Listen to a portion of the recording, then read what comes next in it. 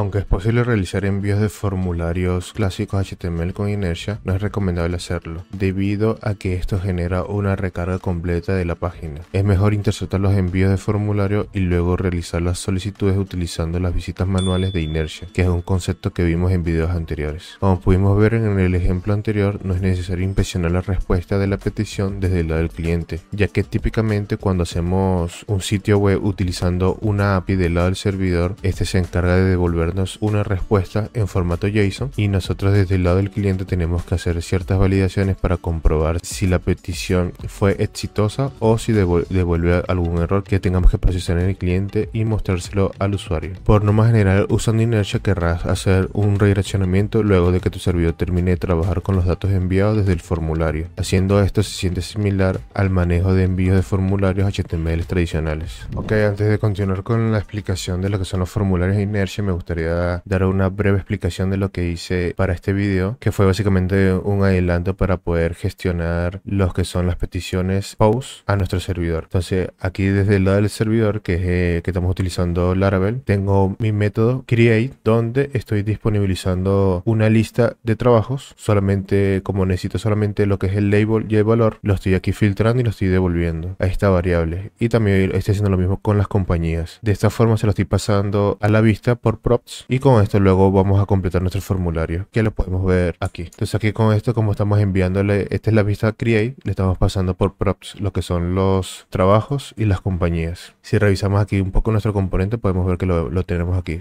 jobs y companies. Y ahora para nosotros poder revisar o para nosotros poder recibir lo que es la petición HTTP para crear un nuevo usuario, lo que hice fue yo crear un request de Laravel, que se lo voy a mostrar ahorita a continuación, que lo que hago es básicamente separar la lógica de mis validaciones HTTP en un solo archivo aparte o un archivo especializado, donde tengo que cambiar aquí de false a true en el authorization. Y aquí estas son mis reglas de validación. Por ejemplo, quiero que el first name sea requerido, tengo un mínimo de 4 caracteres y un máximo de 90, y además que sea un string. Y aquí en el resto podemos ver las validaciones para los otros campos, que son los campos que yo voy a insertar en mis tablas. Entonces esto es un poco más a modo de que si te sirve lo puedes copiar o para que veas la forma en que yo lo hago. Esto ya es un concepto de Laravel, no tiene que ver mucho con inertia. Aquí lo que estoy haciendo es básicamente modificar el mensaje que me devuelve Laravel si una de estas validaciones no se cumplen. Luego, ¿qué va a suceder aquí? Si la persona por X razón no completa el formulario, la validación no se va a completar y le va a devolver al cliente unos errores. Ahorita vamos a ver un poco más sobre eso. Y luego de eso lo que va a hacer es que va a hacer una consulta al modelo user y va a utilizar su método create, donde me va a crear un usuario. Solamente necesita el correo electrónico. El resultado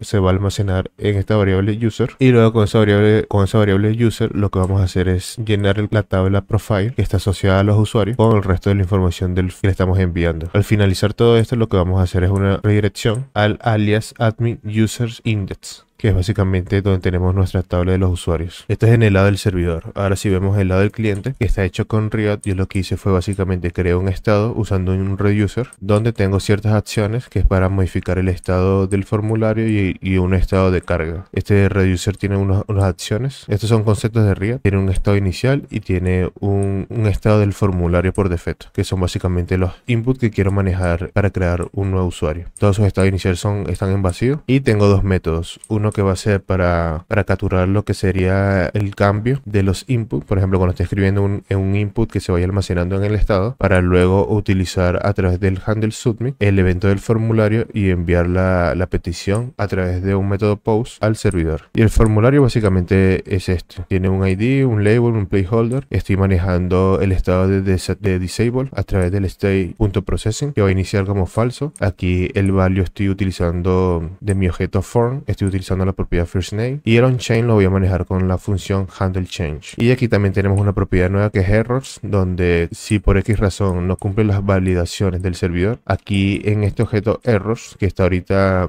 a nivel global en nuestra aplicación, se va a llenar con un valor, y esto lo vamos a poder mostrar en el formulario. Y lo mismo lo hacemos con los demás inputs. Ya por último tenemos el botón, que es el que se va a encargar de ejecutar o de lanzar el evento onSubmit para hacer la petición. Y ya después de esta pequeña explicación podemos empezar empezar a ver, como decía, lo que son el uso de formularios o el uso de eventos de formularios con Inertia. Esta es una de las dos formas que nos ofrece Inertia para poder nosotros manejar lo que son estas peticiones. Este es un poco más, como podría decirlo, de forma manual, porque vamos a utilizar las visitas manuales que vimos en videos anteriores, y en el siguiente video vamos a ver un poco más como las utilidades o las funciones que nos ofrece Inertia para manejar estos formularios de forma más óptima. Entonces, por ejemplo, para yo hacer una petición post a mi servidor utilizando las visitas manuales, básicamente tendríamos que utilizar lo que es la función router que viene de Inertia React, y aquí podríamos utilizar o el post o el visit. Entonces vamos a utilizar aquí el post, y aquí espera como primer argumento la URL o el path del endpoint. Entonces aquí podríamos utilizar nuestra función global que creamos en el video anterior de routing, y le pasaríamos el alias. El alias es admin.users.store, que es el endpoint que se encarga de guardar o de procesar lo que es la petición para guardar la información en nuestra base de datos. Entonces aquí espera un objeto que va a ser la data, que en este caso está en state.form. Aquí está almacenado todo nuestro dato del formulario. Lo podemos ver aquí arriba. Todos estos datos son los campos que están en nuestro formulario, y esto es lo que se le va a mandar al servidor. Entonces, ahora que ya tenemos los datos de que se le va a enviar el formulario, yo le quiero pasar algunas opciones, como podría ser el preserver state en true, el preserver scroll en true, y también quiero desactivar todos los inputs y los botones mientras que la petición está en proceso. Entonces yo voy a colocar on before, y este recibe un callback o una función anónima, y aquí lo que quiero hacer es básicamente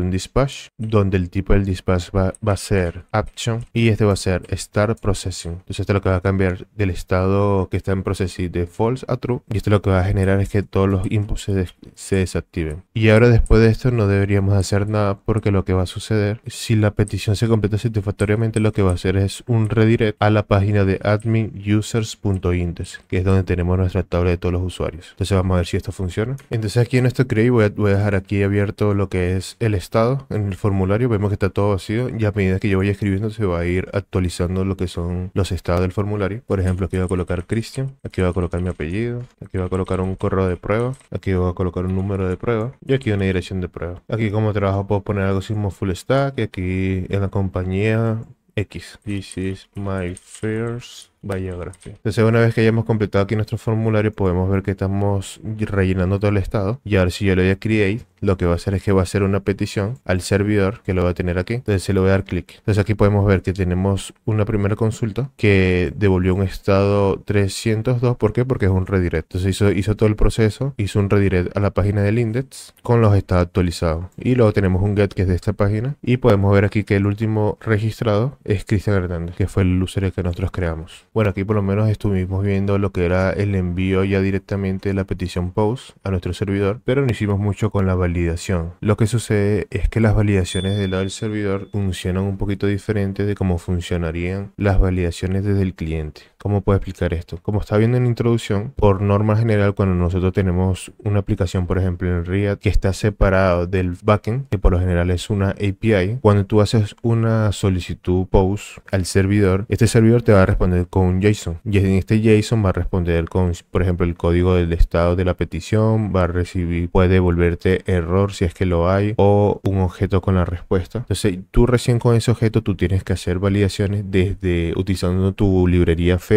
que más te guste. Tú adentro de eso vas a hacer ciertas validaciones, por ejemplo, si el estado es 200 o es 422, si se creó el recurso o no, y dependiendo de estas respuestas tú vas a hacer ciertas funcionalidades, por ejemplo, avisarle al usuario que ya se creó, o inclusive mostrar los errores. Entonces, ¿qué sucede en Inertia? En Inertia, por lo general, este tipo de código de estado que, por ejemplo, los 400 o 200 nunca van a ser retornados desde el servidor. En cambio, como vimos en el ejemplo de ahorita, por norma general, tú típicamente lo que vas a hacer en tus rutas o en tus controladores es retornar como respuesta un redirect, o sea, un 302. Inclusive tú puedes hacer algo como que se complete la petición, te redireccione a la página principal o a la tabla de tus usuarios, o inclusive a la misma página de tu formulario, pero limpiando todos los inputs y mostrando un mensaje de que ya se creó el usuario. En Inertia funciona un poco más como funcionarían las web tradicionales. Entonces, para continuar con este video, vamos a ver un poco más cómo funcionan las las validaciones en Inertia, ya que vamos a ver que ya esta librería ya hace ciertas configuraciones para que nosotros podamos manejar estos errores de forma mucho más sencilla. Bueno, más o menos en resumen de lo anterior, cuando nosotros enviamos una petición HTTP o una petición POST al servidor, en caso de que haya errores, el servidor no te va a devolver un JSON con la información o con los errores que tú hayas tenido. Lo que va a hacer es que va a redirigir al usuario a la misma página donde está el formulario, pero esta vez mostrando lo que son los errores en la sesión. ¿Cuál sería la ventaja de utilizar Laravel para estas situaciones? Que ya Laravel de por sí ya te hace todo este proceso de forma automática. Entonces, cada vez que estos errores de validación están presentes en la sesión, estos errores se comparten automáticamente con Inertia. Entonces, como lo podemos ver, si vamos aquí a nuestros componentes, podemos ver que aquí en lo que es la página index hay un objeto que se llama errors. Estos errors nunca lo configuré yo. Desde que iniciamos el proyecto, este error yo nunca lo toqué. Esto ya se comparte de forma automática utilizando lo que es Laravel e Inertia en conjunto. Y aquí es donde se van a almacenar todos los errores posibles que pueda tener nuestra petición. Aquí me voy a cambiar un momento a mi página del formulario y de igual forma aquí también lo tenemos, errors. Entonces, debido a que Inertia nunca genera una respuesta 422, Inertia lo que necesita es otra forma de determinar si una respuesta incluye errores de validación. Entonces, ¿cómo lo hace Inertia? Inertia básicamente verifica la existencia de errores en el objeto PageProsError, que es lo que estamos viendo aquí. Inertia entonces básicamente lo que va a hacer es revisar este objeto en nuestras props de la página y qué va a suceder si hay errores. Si hay errores, lo que va a hacer es que va a llamar el método o el callback onError de las visitas manuales. Para refrescarte un poco la memoria, cuando nosotros hacemos una visita manual, si nosotros hacemos un onError, y aquí vamos a recibir un error, y aquí voy a colocar un console a ver qué sucede. Entonces aquí ya yo tengo mis validaciones hechas ya las tengo ya configuradas en mi componente de Riot y en mi validación de Laravel. Entonces en el momento que yo le dé user, esas validaciones deberían de levantarse. Entonces, como podemos ver, aquí estamos entrando en el onError de mi visita manual y me está devolviendo lo que es company, email, o sea, básicamente en las propiedades donde tengo error. Entonces aquí dice el campo primer nombre requerido, selecciona un trabajo, bla, bla, bla. Y estos errores representan lo que tenemos aquí en nuestra validación. Entonces, ¿qué sucede? Que aquí como estamos haciendo un error, nuestro estado de procesión sigue estando en true, porque antes de comenzar la petición lo estamos cambiando. En el onFinish tendríamos que básicamente hacer lo contrario. Entonces, después que se haga toda la petición, aquí se va a detener. Se va a cambiar el estado del processing a false. Entonces aquí ya podemos ver otro uso de los métodos de las opciones de las visitas manuales, que en este caso era el onError, que no lo vimos en su video respectivo. Entonces ya sabemos que el onError se va a ejecutar cada vez que haya errores de validación. Entonces ya aquí ya nosotros básicamente podríamos enviarlo al estado para que se maneje de manera reactiva. Pero si te diste cuenta, yo aquí ya yo lo estoy obteniendo. O sea, aquí yo lo estoy mostrando en la pantalla mi formulario y yo le estoy indicando al usuario que hay errores. Entonces, como yo lo hice, básicamente yo estoy recuperando los errores de la página, que recordemos que